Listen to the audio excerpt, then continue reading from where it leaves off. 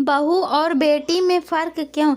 एक घर की बेटी ही दूसरे घर में जाकर बहू हो जाती है। इन दोनों रिश्तों को एक कर कहा जाता है कि बहू को बेटी की तरह रखो। लेकिन कुछ लोग कहते हैं कि बेटी और बहू दोनों का अलग महत्व है। बेटी को बेटी और बहू को बहू ही की तरह ही समझो। बस सोच सही हो तो कोई समस्या नहीं है। आखिर बहू यदि नमक माना गया जिसके बिना स्वाद नहीं, तो बेटी भी शक्कर की तरह है जिसके बिना जिंदगी में मिठास नहीं होती है। बहू के रिश्ते में खटास क्यों आती है? सास अपनी बहू को बेटी की तरह क्यों नहीं देखती है? क्या अधिकांश सास और बहू के बीच झगड़े होते रहते हैं?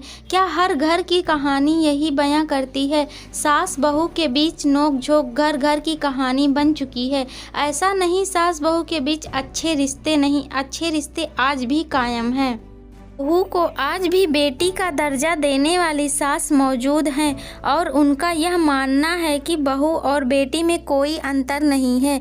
बहू को बेटी की तरह देखा जाए तो सास बहू के बीच कभी नोक-झोंक नहीं होगी। आज के दौर में बहू बेटी के बीच जो समानता रखते हैं उस घर में कभी कलह नहीं होता, तो बेटी और बहू में अंतर क्यों?